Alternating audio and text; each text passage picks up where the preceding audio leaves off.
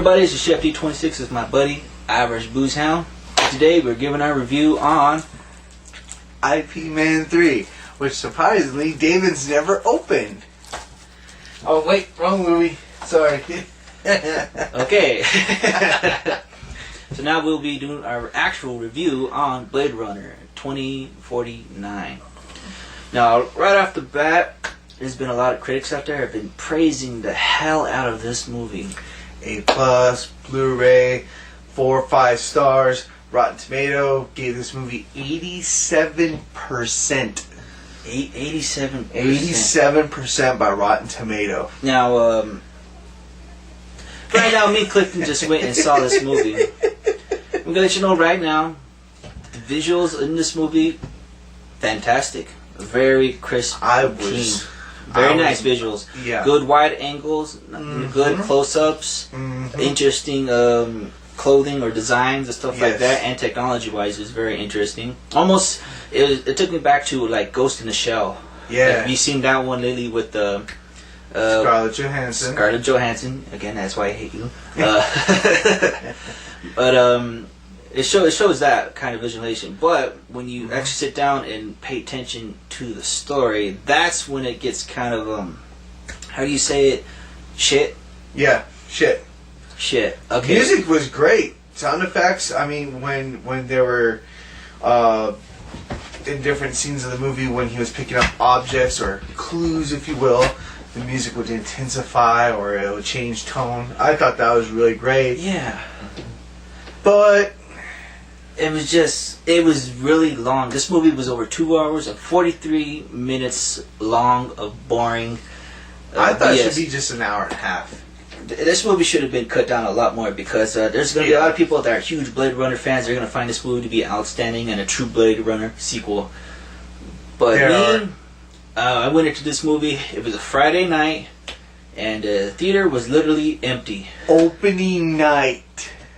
Yeah, and there was only like me, you, and like three. There was probably guys. A total of 7 people in the theater, including us as well. Because there were some guys down there in the far front. But yeah, it was bone dry empty. I mean, I could hear the crickets over here. I couldn't see it. He was about to tell me to tap David if I fall asleep.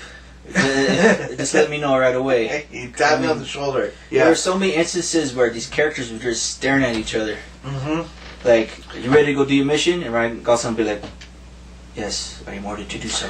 Yeah, he just brings up another interesting point. I mean, there was some people saying that Ryan Gosling really showed a lot of emotion in this movie. And for me personally, he didn't show one single emotion in this. I mean, no. And maybe a couple scenes, but out of 95% of this whole entire movie, he was just standing like... Yep, pretty much, just like that. He would look around. I thought they could have picked someone much better for this role, in my personal opinion. Dave Bautista... He was only in for like first 5 minutes and that was it. Won't tell you what happens, because remember, they're just doing a quick review, and we'll do the spoiler review later. Trust me right now. Really? You really want to do that? I know, but we gotta stick to that. We're getting close to it. Alright, okay, so I won't spoil it for you, but yes, Batista was only in for Act 1, and it was probably going, about 5 minutes, and 10 minutes. Harrison Ford came in. Act 3. He was only in it for a very little bit. Yeah. I thought the lady who played Madam, or... she was Jenny in Forrest Gump, and she was also She did a good job. She showed more emotion. She showed more character development. Well, not a whole lot of character development. It was actually in this movie, actually. I thought she did a fantastic job as his superior. Yeah. But really, if I had to pick a real solid character out of this one, it would be that hologram chick, his wife. Yeah, his fake hologram chick. She probably showed the most emotion in this movie. He reminded me of that one guy off of Archer who created his own little anime wife. Yeah. I forgot his name. You remember? No, talking about. Yeah, because he thought that was more real than what he can get in real life. Yeah. And honestly, after seeing this, I was thinking, hey, why not? Shit. You know? Exactly. there was a couple of times where I was ready to lean over to David in Act 2 and just say, dude, let's just spark it up, man. Because I just needed to feel like this movie it should have been on high. Yeah, because a lot of this drag on for so long, but the scenes and scenery are visually great. They look beautiful. They are. I mean, if you were stoned or on shrooms, you'd be like, oh my god. True story. Oh my god. I touched that hologram chick, dude. Yeah. Hey, speaking of hologram chick, I think she was probably the best scene. That or those two statues that were about ready, like He wanted to put him in his backyard. I do. Like, oh, I am. I'm gonna put those. Yeah, but she did a good job. Jared Leto, who was the Jared CEO, Leto, yes. the owner of the big ass corporation who created millions Mr. and millions Wallace. of pounds of those synthetics. Now he was blind. He actually, at the beginning of the movie, it says that his company purchased the old Tyrell Corp, as you all know, which was from the original Blade Runner. But yes, he's creating a new line, if you will. He played the creepy rich guy who wanted to take over, and pretty much that, right? He pretty much, he said that... Not going into too much detail with this part, just yet. He said that, he felt that humans should, control the universe, or galaxy, if you will. Children could come to 9. Why can't they go and conquer the stars? Something like that. He felt like that slavery was taken away prematurely, and that what he's creating is the superior race, basically. The superior race, yes, exactly. So, right now, story, crap, acting was pretty much non-existent, besides just a few characters. Character development, not really a whole lot there. Nope. And, Harrison's Ford part, I like seeing Harrison Ford. But this one, I don't know, what do you think? I thought Harrison Ford did a better job in the movie Paranoid. That one with Liam, what's his name? Liam Neeson? Or Liam Hemsworth and Amber Heard and Gary Oldman. Yeah, okay. You should check that movie out. Okay, I thought he did a better job in that movie than this movie. Yeah, so want to go down final ratings into spoilers, or you just talk about what the hell? I'd give this movie 5 stars. Oh, really? But I'm going to let you know right now, don't believe all the critics. If you're a huge Blade Runner fan, if you probably think the sequel is probably the shit. But right now, I went into this movie, I wanted to give this, I always give this a 1. Everybody's giving us 4 or 5 star, and like you said, Rotten Tomatoes 84%. But me, I give this one 2 Blade Runners or 2 synthetics out of 5. And that's being harsh. Fine. That is being harsh. Just because there was nudity. That doesn't mean I give it. That's not what I'm basing it on. 1 for visual, 1 for nudity. What the hell? I'll go with it. I'm just going for nudity and that hologram chick. So. Yes. Alright, spoiler talk. Alright, here we go. Spoiler talk. Now, apparently, of course, the original one happened in the year, in the 2020s, I believe? And this was 2049. Well, the original one was made in 1982, but it was taking place in the year 2017, between 2017 and 2020. Okay. Now, originally, there was a huge blackout, and a lot of things were erased, and there were new synthetics. Everything was erased. Yeah, and there were a brand new thing of synthetics that are more loyal instead of going rebellious like the first generation did in the original Blade Runner. Yeah, it says at the very beginning, during the blackout, when memory were wiped, records were destroyed, a lot of these ones that survived that, they became farmers. Hence Dave Bautista's character. He was a Nexus 8 model, which was one of the old Tyrell models, and he was a farmer. That's how the movie kind of like starts out at. It kind of like is a ripoff of Rogue One. I thought at the very beginning, you just see the spaceship flying towards the farm. That's good. Yeah, I didn't think about that. Yeah, I thought that was like a little ripoff there. But they go to the farm, and then he's there, and you just see Ryan Gosling in the house. They're talking, It was just very short. It's like, I know what you are, you know what you have to do, and pretty much his lines were, yes, I've changed my ways. I'm a farmer now. I don't, do that kind of lifestyle anymore. It doesn't matter. I'm going to kill you. Well, I'm going to put you through a wall and bash your skull in before you do that. And they do that. Scene's over. Yeah, pretty much. And they fight, and it was an okay fight, but in the end, Ryan Gosling wins, takes out his eye, scans it, brings it into to the... But the interesting part, and this is how the whole movie... This is the main plot and how it starts off. He walks outside. Very slowly. Yes, very slowly. Walks outside to a dead tree.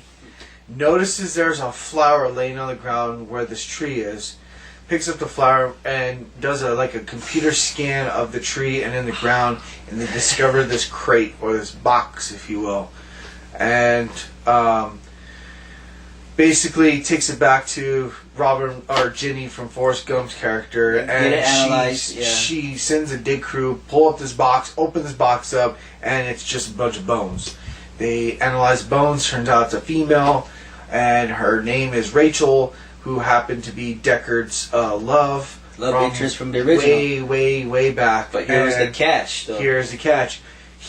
Gosling zooms in on one of the bones and notices some odd cuts in it, and zooms in even deeper and notices a serial number, and pulls that and determines that this synth, if you will, gave birth to a child, which is unheard of. Which is never unheard of. And of course, Ryan Gosling's superior says we cannot let this get out. You have to destroy any evidence. If it does, we're fucked, basically. But Jared Leto's character, or the Wallace Corporation, wants this for this reason that basically it would improve his development. Yeah. And he wants to use that, if you will, to enhance his perfect race. Yeah, and so basically throughout this long war movie, they're trying to figure out who is the child. It gives you a hint that it could be Ryan Gosling's character. Yeah, because the whole movie, the audience is believed that it's Ryan Gosling's character. He finds a horse with the date.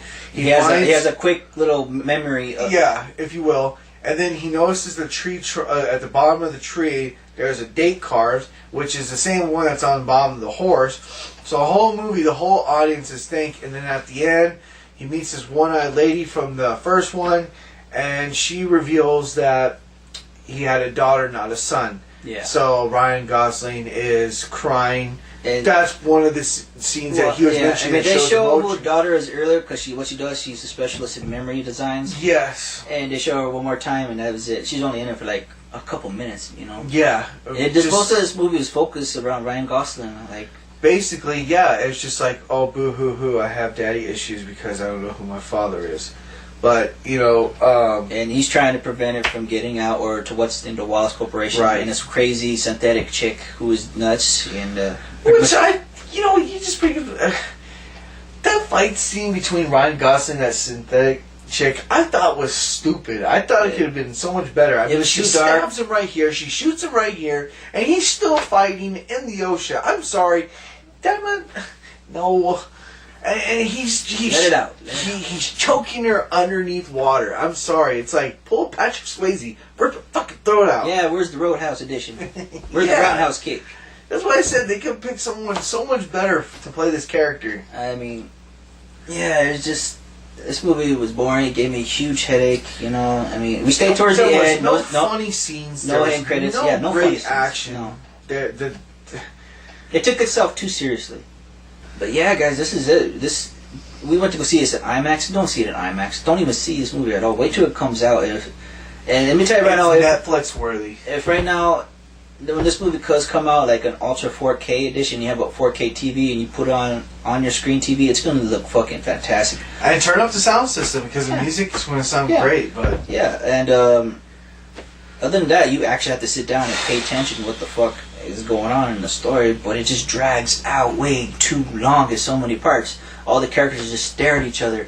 This is our final rating. We're sorry, guys, if we were to disappoint you. Yeah. Save your money, because you're just going to be disappointed. There's not hardly any action in this movie. It's all about, not even hardly any suspense. It's more about mystery and visuals.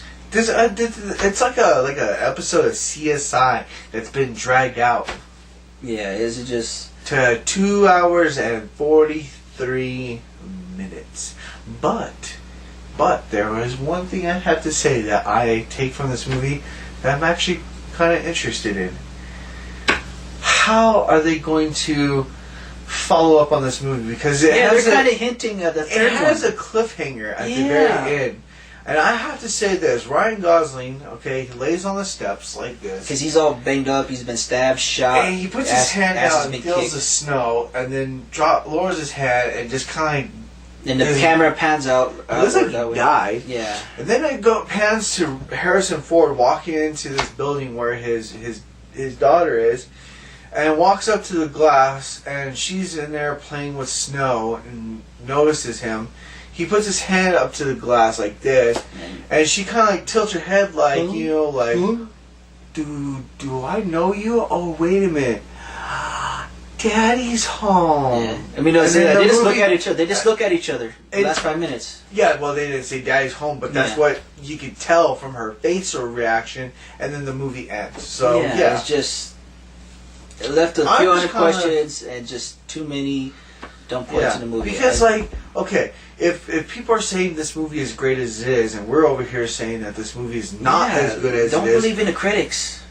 How are they going to follow up on this movie? It's not going to make any money. I couldn't see that.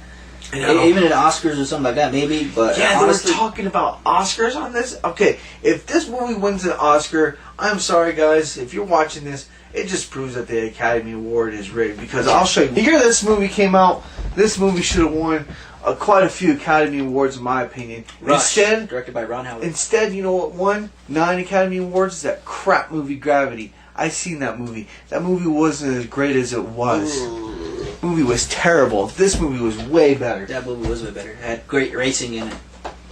And Niki Lauda. With a great and wonderful ass. Alright? But anyway, I just save your money, guys. Yeah. If you know any good pirating sites, watch it there. If just save it. If you have Red Stick or some shit like that, or Fire Stick, or however you call it.